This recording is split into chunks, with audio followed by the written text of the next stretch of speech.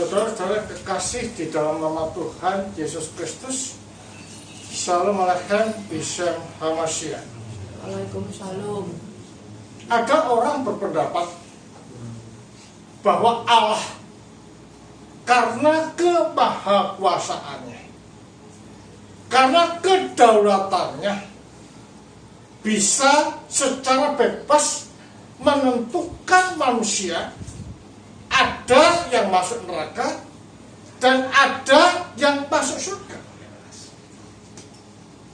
Yang masuk neraka ini walaupun sudah berbuat baik, sudah melakukan laku suci, laku murni, tidaklah mungkin dapat masuk surga karena sudah diplot masuk ke neraka. Sedangkan orang yang telah diplot masuk surga, berbuat zina, berselingkuh, mengambil barang orang lain, berbuat jahat apapun, dia tetap masuk surga. Pandangan-pandangan seperti ini yang diungkapkan oleh banyak orang yang mengikuti tokoh yang salah, itu bertentangan dari sifat dan keberadaan Allah.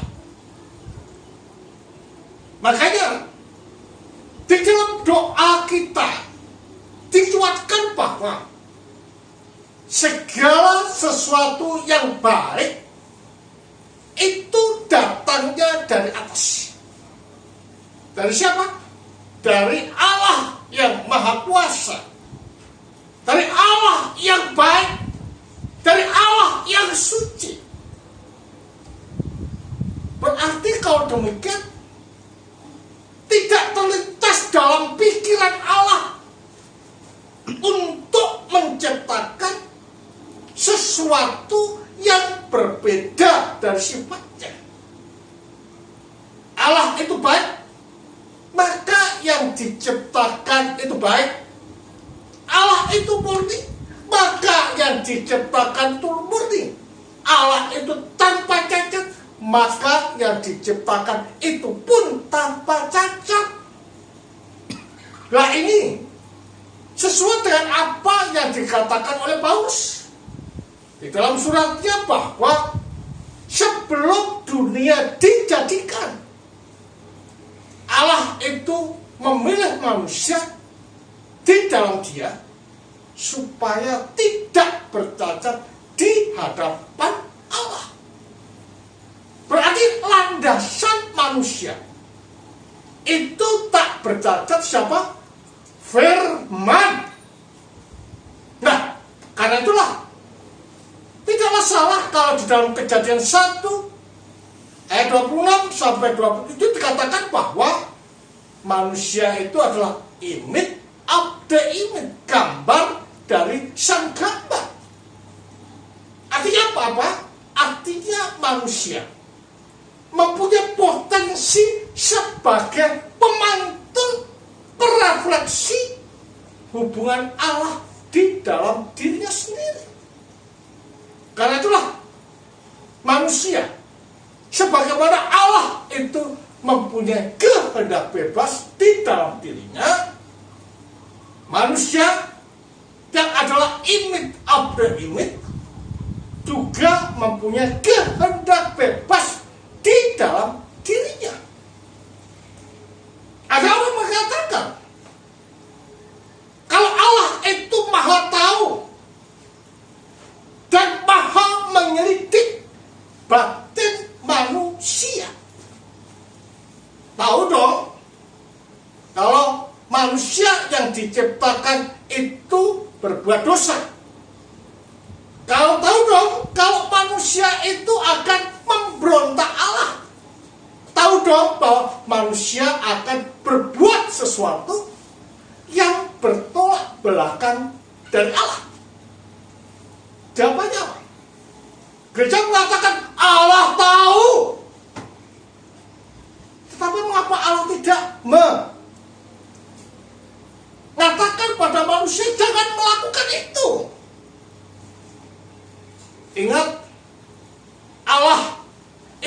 mempunyai kehendak bebas di dalam dirinya. Nah, kalau manusia dikatakan sebagai image of the image, manusia juga mempunyai kehendak bebas. Nah, karena realita inilah, maka Allah tidak mau memberengus kehendak bebas yang ada di dalam diri manusia. Dari inilah, maka kita tahu bahwa yang menciptakan neraka dan yang menciptakan surga siapa? Manusia? Bukan. Maksud saya, yang menciptakan neraka dan surga itu Allah? Bukan. Tetapi yang menciptakan neraka dan surga siapa? Manusia itu sendiri, karena menggunakan kehendak bebas secara salah. Nah, ini digambarkan di dalam hal kerajaan surga seperti seorang majikan atau seorang raja mengutus para hambanya untuk mengundang banyak orang karena ada pesta nikah anaknya. Dan diundang, banyak yang tidak datang. Siapa raja ini? Ada Allah. Ya. Siapa yang diutus adalah para nabi. Nah, siapa yang diundang? Adalah bangsa Israel dan manusia pada umumnya. Ya. Banyak yang menggunakan dalih. Aku tidak bisa datang karena aku baru beli sawah. Aku tidak bisa datang karena aku baru beli lembu, ingin melihat bagaimana lembuku. Aku baru nikah. Ya Mas Dorotius, Mas Prokopius, aku tidak mau datang, tetapi ingin melihat bagaimana berhubungan, bagaimana berduaan, dinikmati, maka aku tidak dapat datang. Nah, alasan-alasan ini atau dalih-dalih seperti ini adalah menunjuk kehendak bebas dari manusia. Menolak atau tidak, menerima atau tidak. Jadi bukan Allah. Ya, karena itulah ketika dia mereka melaporkan kepada sang raja, yaitu Allah, maka undang semua orang, baik yang ada di jembatan, baik yang ada di persimpangan jalan, baik yang ada di mana-mana, undang supaya datang di pesta perkawinan anakku. Dan sini kita dapat melihat bahwa kalau ada orang yang mengatakan bahwa Kristus datang hanya untuk orang Yahudi, pandangan seperti ini adalah pandangan yang ditolak oleh gereja. Karena kedatangan Sang Sabda ini tak lain dan tak bukan adalah untuk semua umat.